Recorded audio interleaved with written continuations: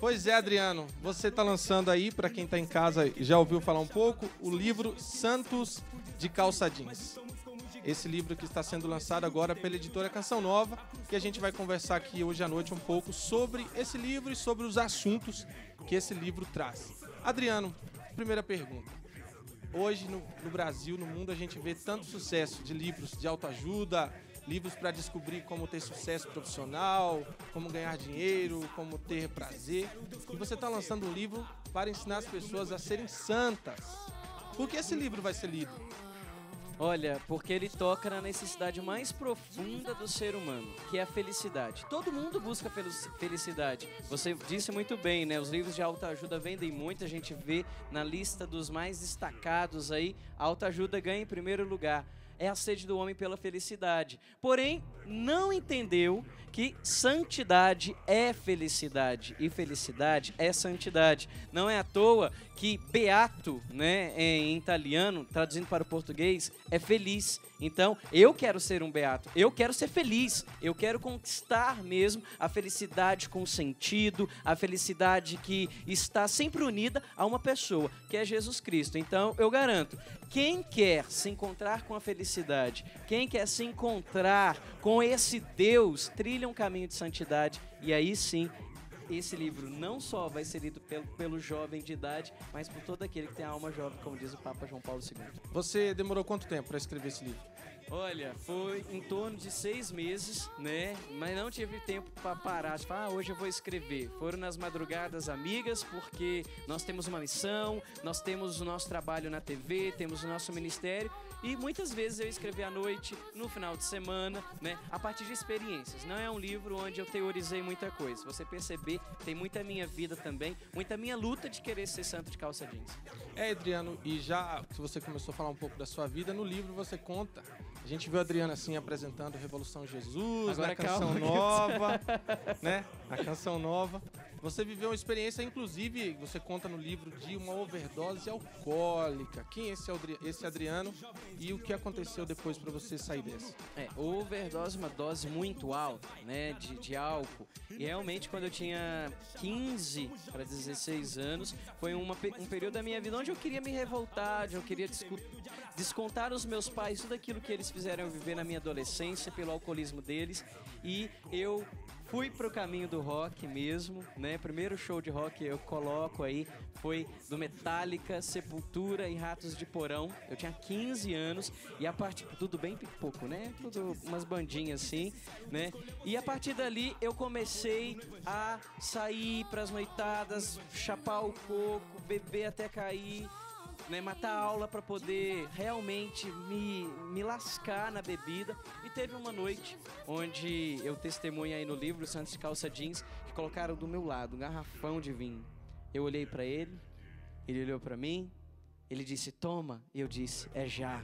Foi 1, 2, 3, aí quando eu vi, a garrafa toda já tinha acabado. E quando aí não deu para colocar em detalhes no livro, né? Eu lembro que eu acordei, aí eu tava no galinheiro. Tava chovendo muito e né, André Gula? Gritando lá, depois eu desmaiei novamente. Quando eu fui acordar, já tava sem roupa, só de cueca, minha irmã cuidando de mim.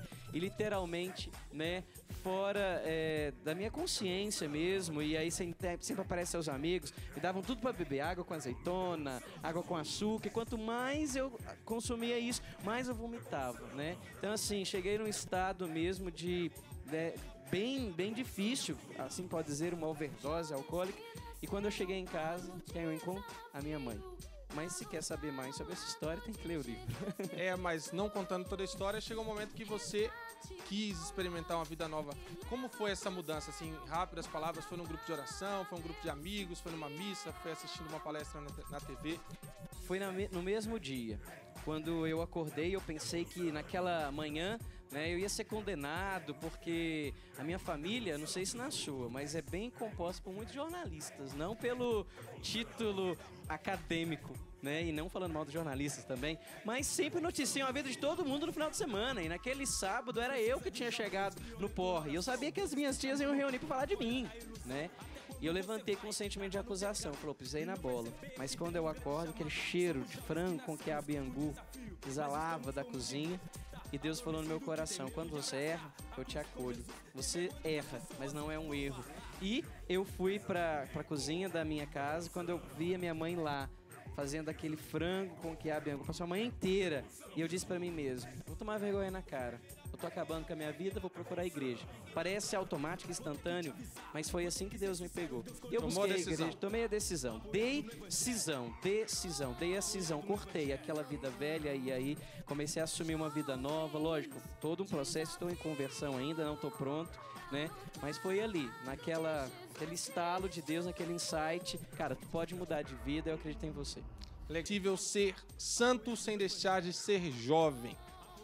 Você dizendo isso, você diz que há uma mentalidade de que para ser cristão, para ser católico é preciso envelhecer? Não, muito pelo contrário. O cristão sempre é jovem, né? E o jovem sempre é cristão. O que faz um homem com mais de 2000 anos, vamos assim dizer, né, se a gente for comparar, tendo nascido no ano 0, ser conhecido e impactar tanto? A sua jovialidade. E juventude, como diz o Papa João Paulo II, é caráter de alma. Né? É aquele que está sempre disposto a aprender, está sempre disposto a ir além, não parar naquilo que falaram, é assim mesmo, não vai mudar. E o jovem é aquele que não tem a esperança, tem algo a mais para ser conquistado. Não é à toa que Paulo viveu toda a sua juventude no seu apostolado, né? Pedro, mesmo na sua idade um pouco mais anciã, mas ele foi capaz de ir a tantos lugares levar a palavra de Deus. Então, quando eu digo que é possível ser santo sem deixar de ser jovem, eu não falo de envelhecer, muito pelo contrário, eu falo de assumir a juventude. Sei que você já tem pergunta aí. Não, quando eu digo que quando diz que é possível ser santo sem deixar de ser jovem, o que eu pergunto é o seguinte: você dizendo isso, você afirma que existe uma mentalidade de que para ser cristão, ser católico, é preciso envelhecer? Tem uma mentalidade que infelizmente não é católica e não é cristã, de uma santidade meio piegas, né? Sabe aquela santidade de, sabe, curvado, aquela cabecinha... Ou uma santidade hipócrita, que eu olho para o outro, condeno e falo, eu não faço isso, bato no peito. Hipocrisia também. Então eu denuncio essa santidade, falsa santidade, porque paira, infelizmente, uma mente revolucionária errada, né? Quer levantar que a igreja está ultrapassada, retrógrada, velha. Muito pelo contrário, ela é jovem. Não foi à toa que o Papa Bento XVI disse que ela é viva e ela é jovem. Então, quando eu digo é possível ser santo sem deixar de ser jovem, sim, eu combato essa mentalidade que quer se levantar e quer transformar-se numa grande verdade. Mas é uma falácia, é uma mentira. Adriano, mas voltando àquela questão, como ser um jovem que faz a diferença em todas as realidades, mas também não se deixa mudar por essas realidades? Eu gostei da comparação, né? Qual a diferença de um santo de calça jeans, super moderno, antenado, inserido na realidade, e não ser um jovem morno, né, que se dissolve na massa? A primeira diferença é olhar para Jesus. Ele soube estar com todos e sem perder aquilo que ele era, o Filho de Deus. Né? Aquele que sinalizava perdão, aquele que sinalizava conversão, aquele que sinalizava salvação. A primeira diferença é essa: o santo de calça jeans é aquele que busca constantemente uma vida no Espírito, e o Espírito que plasma em nós a santidade. Não é algo feito apenas uma atitude humana. E quando o Espírito Santo ele nos faz uma pessoa nova, tudo muda. O nosso olhar muda, até o nosso semblante muda. E aqui não estou falando de espiritualismo, aqui estou falando de um poder, né, que é capaz de trazer para fora o homem novo que existe em cada homem, que existe em cada mulher. O morno é aquele que vive de conveniências. Né? Se aqui agora se canta isso, não vou contrariar porque eu quero manter a diplomacia. O santo de calça jeans, ele também denuncia. O santo de calça jeans, ele também aponta o caminho de conversão. Mas sempre como Jesus. Lindo perceber Jesus que caminha para Emaús. Escuta aquele tanto de baboseira, né? Aqueles dois jovens lá, discípulos, né? Falando, poxa, mas ele falou que ressuscitar, não ressuscitou, a gente está esperando e nada, chorando as lamúrias. Jesus escutou, no momento certo.